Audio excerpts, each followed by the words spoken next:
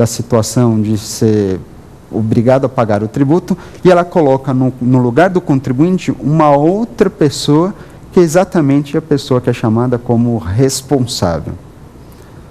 Porém, mas que história é essa? Responsabilidade por substituição.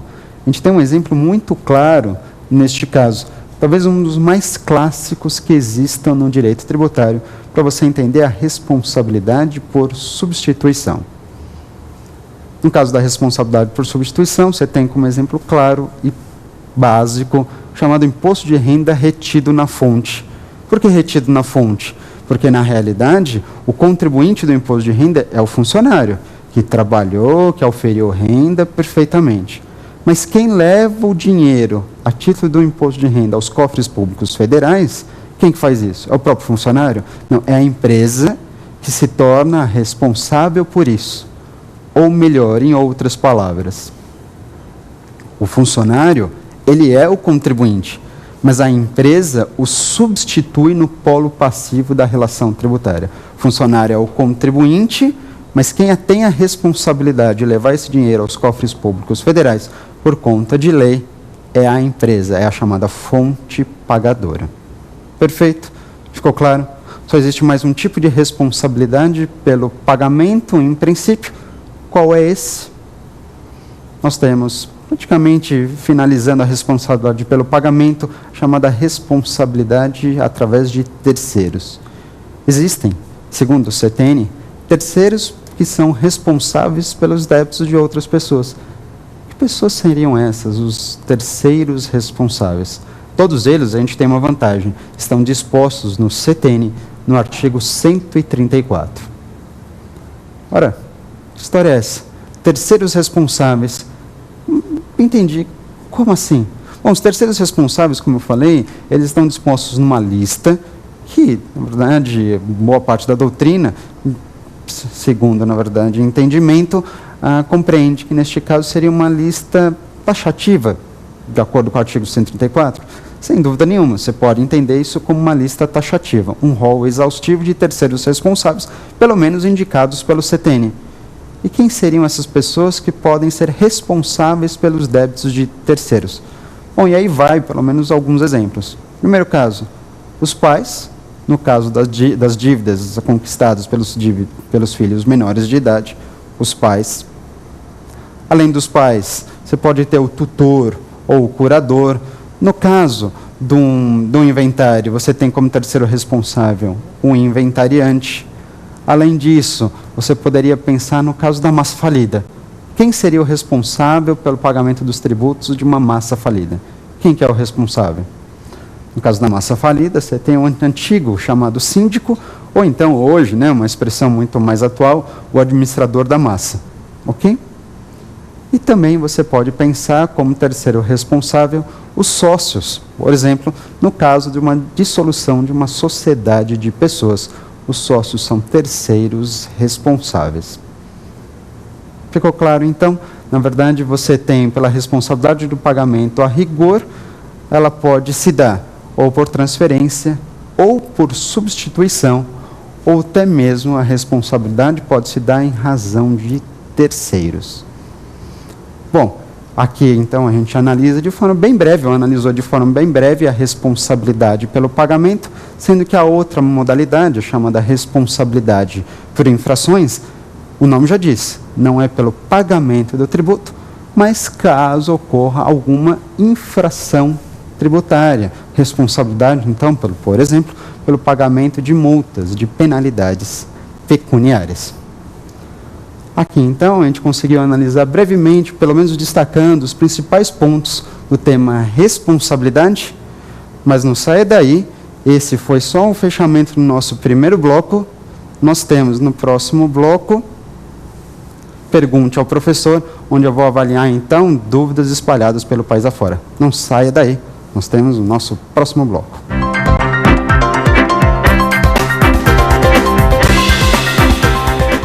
Voltamos então para o nosso segundo bloco, pergunte ao professor.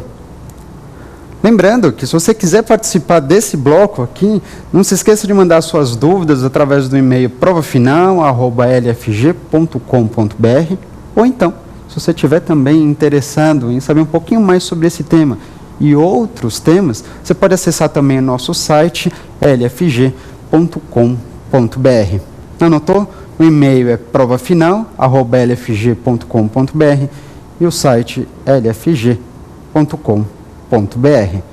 Vamos então iniciar com as nossas dúvidas.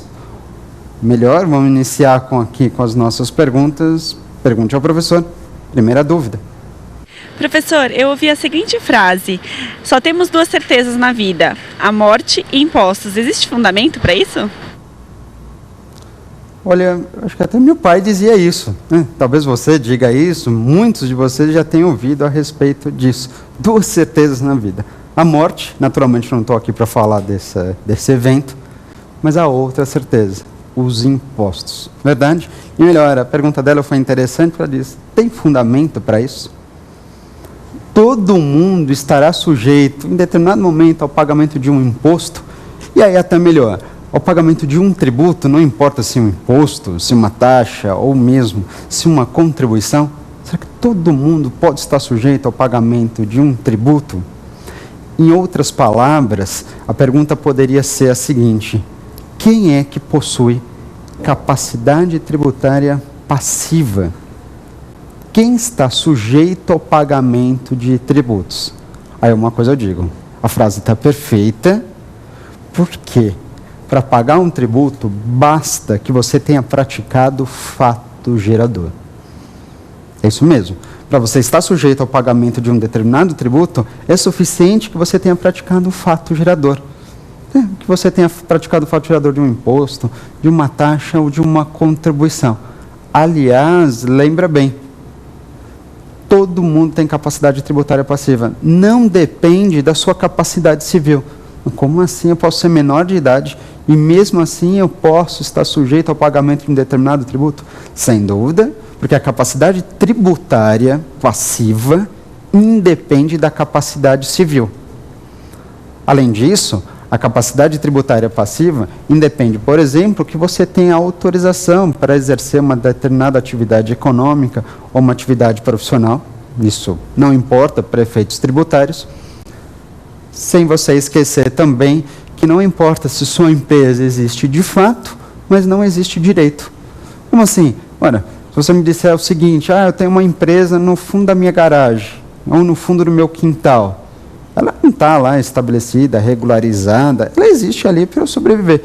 Mesmo assim, eu estou sujeito ao pagamento de ISS, se você é um prestador de serviços, ou de ICMS, se você circula mercadorias, mas especialmente se você estaria sujeito ao pagamento de imposto de renda, afinal de contas você está oferindo renda, a resposta qual que é? Sem dúvida nenhuma. Todo mundo tem condições de pagar um tributo, condições no sentido de que todo mundo pode figurar no polo passivo de uma relação tributária. Para isso, basta mesmo o quê? Para isso, basta que você tenha praticado o fato gerador.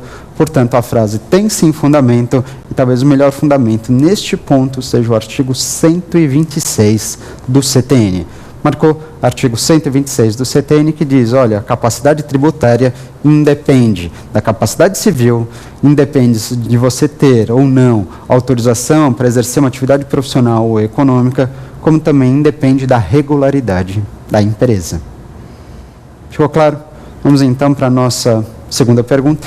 Professor, sou sócio de uma empresa que possui débitos fiscais. A Receita Federal pode exigir que eu pague essas dívidas com o meu próprio patrimônio?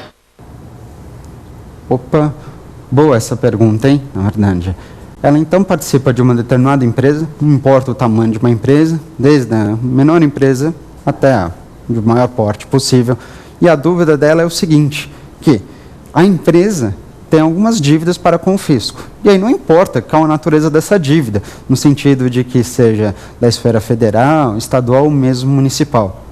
A preocupação dela é, se a empresa não tiver condições de pagar por esse tributo, o fisco pode chegar no patrimônio pessoal do sócio, por exemplo, para haver o pagamento, para quitar essa dívida? A resposta é sim, pode sim. O fisco, então, de fato, ele pode alcançar o patrimônio pessoal do sócio para liquidar uma dívida, por exemplo, deixada por uma empresa, pela empresa que você, por exemplo,